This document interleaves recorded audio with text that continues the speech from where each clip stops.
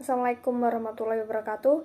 Perkenalkan, kami dari kelompok 2 yang akan mempresentasikan hasil kerja kelompok kami yang berjudulkan ayat-ayat disabilitas dalam tafsir ulama Nusantara.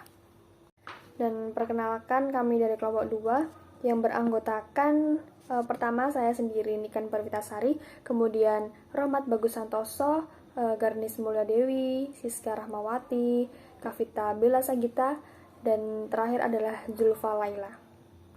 Ya, disabilitas secara harfiah maupun metafora itu beberapa kali telah disebutkan dalam Al-Quran. Di samping hal tersebut, Muhammad Ghali mengatakan bahwa mayoritas kajian disabilitas berfokus pada aspek jurisprudensi, sementara eksplorasi kajian tersebut pada aspek spiritualitas disabilitas masih minim.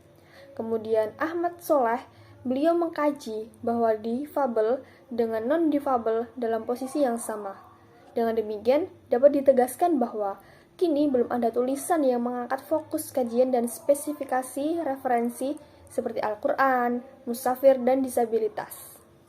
Nah, kemudian Al-Quran adalah korpus statis yang memerlukan tafsir agar dapat berkomunikasi dengan zaman dan terkontekstualisasikan sehingga mampu menawarkan jawaban-jawaban atas berbagai persoalan yang sedang berkembang dewasa ini. Yang perlu dicatat bahwa mufasir menginterpretasikan Al-Quran sesuai dengan masa, kapasitas keilmuan, visi yang diemban, kemudian situasi sosial politik maupun aspek geografi. Kemudian tafsir Al-Asar ditulis oleh tokoh kenamaan asal Sumatera, yaitu Haji Abdul Malik Karim Amrullah yang biasa dikenal Hamka. Perjalanan intelektual dan karir politiknya cukup bergengsi. Kemudian tafsir Al-Misbah, yaitu satu dari sekian karya Sibah. Sebelumnya ia sempat menulis tafsir berjudul Tafsir Al-Karim, akan tetapi kurang mendapatkan atensi dari masyarakat luas karena kurang dalam menjelaskan kosakata dan kaidah Al-Quran. Dengan demikian, tafsir Al-Asar dan tafsir Al-Misbah merupakan cendekiawan Muslim Indonesia yang memiliki latar pendidikan keluarga, kapasitas individu, serta karir politik keorganisasian. Selanjutnya, ayat Al-Quran yang merujuk pada difabel dapat diklarifikasikan menjadi dua, yaitu eksistensial dan substansial. Namun tulisan ini hanya fokus pada beberapa ayat yang secara langsung membahas kelompok difabel, yakni bukan kata kiasan atau perumpamaan. 3 ayat yang dipilih adalah surat Al-Baqarah 208, An-Nur 61, dan beberapa ayat surah Abasa. Surat Al-Baqarah ayat 282. Surat ini berbicara tentang regulasi transaksi ekonomi umat muslim, baik masyarakat umum maupun difabel, agar saling menguntungkan dan bisa mendapatkan haknya masing-masing. Hamka menafsirkan ayat tersebut dengan menggarisbawahi 3 kata, yaitu soft, dhaif, dan tidak sanggup. Ia mendefinisikan soft sebagai keadaan seseorang yang tidak cakap mengatur regulasi hartanya, baik disebabkan boros atau bodoh. Sehingga hakim dibolehkan untuk menyimpankan dan memberikan hartanya kepada kelompok orang yang pikirannya relatif lemah. Biasanya dikorelasikan dengan usia yang sangat muda atau belum mumayyiz dan lansia. Kedua mufasir memaknai kata soft sebagai ketidakmampuan seseorang untuk mengatur hartanya dengan baik. Hamka menjelaskan bahwa ayat 61 turun sebagai respon keengganan orang mukmin makan di rumah kerabat dekatnya karena keteguhan mereka memegang firman Allah Subhanahu wa taala, "Janganlah kamu makan harta benda kamu dengan jalan yang batil." Salah satu sabda Nabi yang diriwayatkan oleh Imam Syafi'i, tidaklah halal harta benda seorang muslim, kamu ambil saja atau kamu makan saja, kecuali timbul dari batinnya yang bersih. Sementara pada bagian difabel, Hamka menafsirkan dan orang buta, orang pincang, dan orang sakit boleh dibawa makan di rumah-rumah itu. Menurut Quraisy Shihab, ayat ini berbicara mengenai pemberian keringanan bagi kelompok difabel, khususnya difabel sensorik dan fisik.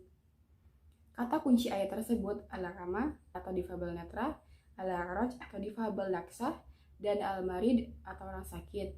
Tafsir Al-Azhar dan Al-Misbah mengartikan buta, pincang, dan orang sakit. Menurut Ashabul Nuzul, ayat tersebut turun karena orang mukmin saat itu enggan menyantap hidangan di rumah sanak family-nya atau di rumah orang-orang yang dipasrahkan kepadanya karena mereka sangat kuat memegang perintah Allah. Dan janganlah kamu memakan hartamu dengan jalan yang batil. Quran Surat Al-Baqarah ayat 188. Dalam tafsir Al-Misbah juga diterapkan pendapat ulama lain yang menyatakan bahwa ayat tersebut merupakan teguran bagi internal kelompok difabel karena mereka sengaja memisahkan diri dari non-difabel saat menyantap hidangan. Salah satu kelebihan tafsir Al-Misbah dibanding Al-Azhar adalah kemampuan menghadirkan ragam penafsiran dari dua kelompok ulama mengenai Ashabun Nuzul. Ayat ini yang sangat relevan hingga saat ini. Pertama, kelompok pertama adalah bentuk kritik eksternal yang ini ditujukan kepada masyarakat luas yang sengaja membuat jarak antara dirinya dengan difabel karena rasa tidak suka atau risih. Kedua, kritik terhadap internal difabel yang sengaja memisahkan diri dari kelompok mayoritas karena tidak percaya diri atau rendah diri. Selanjutnya adalah surah Abasa ayat 1-16. Surah Abasa adalah salah satu surah sentral dalam kajian isu disabilitas kaitannya dengan Al-Quran, masyarakat muslim, jurisprudensi maupun teologi Islam.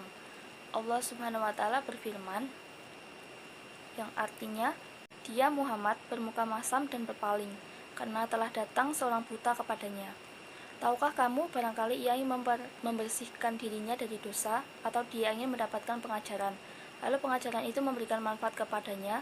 Adapun orang yang merasa dirinya serba cukup, maka kamu melayaninya, padahal tidak ada celaan atasmu kalau dia tidak membersihkan diri, yakni beriman. Dan adapun orang yang datang kepadamu dengan bersegera untuk mendapatkan pengajaran, sedang ia takut kepada Allah, maka kamu mengabaikannya. Sekali-kali jangan demikian. Sesungguhnya ajaran-ajaran Tuhan itu adalah suatu peringatan. Maka barang siapa yang menghendaki, tentulah ia memperhatikannya. Di dalam kitab-kitab yang dimuliakan, yang ditinggikan lagi disucikan, di tangan para penulis malaikat yang mulia lagi berbakti. Merujuk pada riwayat Ibnu Jarir At-Tabari dan para sahabat, Hamka menjelaskan bahwa surah ini sebagai respon sikap Nabi yang telah mengabaikan permohonan seorang difabel netra bernama Abdullah bin Umi Maktum untuk diajarkan kepadanya beberapa ayat Al-Quran, di mana pada saat itu Rasulullah sedang memberikan penjelasan mengenai Islam kepada beberapa pemuka Quraisy dengan harapan mereka akan masuk Islam dan diikuti oleh puluhan pengikutnya. Tokoh-tokoh itu adalah Utbah bin Rabi'ah, Abu Jahal, dan Abbas bin Abdul Muthalib. Secara umum, ada perbedaan dan kesamaan dalam penafsiran ayat-ayat. Perbedaan terletak pada biografi singkat Abdullah bin Umi Maktum yang ditulis oleh Hamka, sedangkan Quraisy Shihab tidak melakukannya. Kesamaan kedua tafsir tersebut adalah pada visi egalitarianisme, suatu paham yang menyatakan bahwa manusia memiliki derajat yang sama. Termasuk kesamaan keduanya adalah mereka juga menceritakan sikap Rasulullah setelah kejadian tersebut yang senantiasa menampakkan senyum ketika bertemu dengan sahabat Abdullah bin Umi Maktum. Bahkan kadang-kadang Rasulullah menyapa seraya berucap, "Marhaban wahai orang yang telah menjadi sebab turun ayat kepadaku." Kesimpulannya, dari penelitian di atas dapat disimpulkan bahwa perbedaan periode dan latar belakang mufassir mempengaruhi karakteristik penafsiran ayat-ayat disabilitas. Khususnya pada surat Al-Baqarah ayat 282, Quran surat An-Nur ayat 61, dan surah Abasa yang dianalisis dari aspek terminologis, tradisi, normalism oriented, dan rights-based approach. Karakteristik tafsir Al-Ahzab dan Al-Misbah menunjukkan Trennya sama, yaitu memposisikan difabel setara dengan masyarakat non-difabel, sehingga mereka berhak menerima perlakuan adil, diakui sebagai anggota masyarakat, dan berhak mendapatkan semua hak-haknya.